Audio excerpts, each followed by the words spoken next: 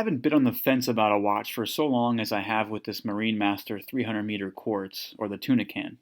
At first, I just couldn't believe anyone would pay quite a lot for a quartz watch, actually, to strap that thing to their wrist. Then one day, for no good reason I can remember, I saw it and I reconsidered.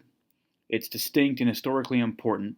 Seiko first introduced a shrouded diver in 1975, and at the time it was a pinnacle in dive watch technology. 3 years later, Seiko introduced the quartz version from which the modern 300 meter quartz tunas originate. This watch means business in a way that most other divers could only dream of, and it really looks like it. At Basel 2015, Seiko introduced upgrades to their Marine Master lineup, including new hands and a stronger luminous compound. Some models now have their surfaces treated with DiaShield to further resist scratching and corrosion. They also introduced a whole new variant to the collection, reference SBBN035, which is the star of today's review. While this particular model is a new release for Seiko in 2015, a PVD-coated tuna can isn't new. Seiko has had the SBBN013, known as the Darth tuna, for some time. From a conceptual point of view, it's fair to look at this watch as the Darth's little brother, same silhouette, movement, dial design, and strap. But the case diameter is reduced slightly to 48 millimeters, and this one also features a slightly slimmer case at 14.5 millimeters. Despite what may seem like intimidating measurements, and this is a common theme with quartz tunas because looks deceive, the piece weighs in at only 125 grams with the silicone strap included and is suitable for a range of wrist sizes. Seiko tunas are tool watches, but there are moments of gloss and luxury that desk divers can appreciate, especially in the bezel and the domed hardlex crystal, which appears glossy because it's so reflective. Something I don't appreciate about the watch, but it's okay. The classic tuna shroud is brushed, setting the overall tone of the watch as an instrument first and foremost. The hex screws that hold the shroud in place have polished edges that you might not notice on first glance, but add a bit of polish. The crown is likely the most controversial aspect of the new Marine Masters. Whereas older models had crowns signed with the deeply engraved Seiko S, newer models now bear the shallow etched X from the Prospex logo.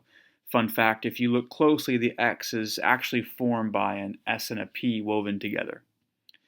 While I can understand the heartache here, and squabbles over minor details is what separates serious collectors from casual buyers, it's much less of an issue on this model. You've got to try really hard to see it. The dial's functional ambitions result in a design that's not unlike many Seiko favorites, including the SKX007, the Monster, or the Spring Drive Tuna. Even if the dial were missing the polished and applied Seiko logo, you'd know who made the watch. Seiko's new Marine Masters sport a new set of hour and minute hands. The updated hour hand is a bold arrow like that on the Spring Drive Tuna, while the minute hand resembles that on the Monster lineup. The newer, very greener lume somehow burns brighter than the luminous compound of former models. In the daytime, it lends a greenish appearance to the hour markers that used to appear more white, and I attribute that to the nearly radioactive intensity of the new lume. It's always burning bright, even in the daytime. And I absolutely love the black day and date wheels against the black dial. Inside the Tuna is a rugged 7-jewel quartz movement, caliber 7C46, created by Seiko specifically for this watch. That's one of the reasons collectors adore it in spite of it being quartz. Its sole purpose for existence is to power a single piece. It's rated to keep time within 15 seconds a month, which is great, but not exactly incredible by quartz standards. Expect a 5-year battery life on the fresh cell, and you'll get an end-of-life indicator where the seconds hand will advance in 2-second increments to warn you when the battery is low. On this particular instance of the watch, the second hand hits every mark, often a critical consideration for expensive quartz watches. With the 48mm case diameter, the first question on most minds is wearability. Can I pull this off? And the answer is yes. I have a 6 3/4 inch wrist, and I have a maximum tolerance for 50mm lug-to-lug distances. Anything over that, and the watch extends past both sides of my wrist, which doesn't look very tasteful. Tunas have miniature lugs that extend from underneath the case and barely, if at all, protrude from the case, so your lug-to-lug measurement winds up at effectively 48 millimeters. And a 14.5 millimeter thickness isn't bad at all for a dive watch. So despite the measurements, the Tuna is deceivingly wearable for most adult male wrists.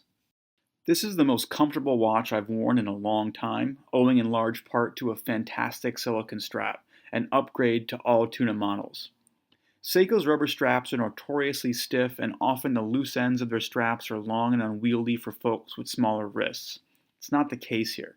It looks like Seiko took the same silicone strap from the spring drive Tuna and used it here, resulting in a perfect fit. The best part for me, given my smaller wrist size, is the floating keeper moves far enough up the strap that I can keep the loose end of the strap close to my wrist, so I don't have a rogue piece of rubber jutting out from my arm, and it stays in place all day without adjustment.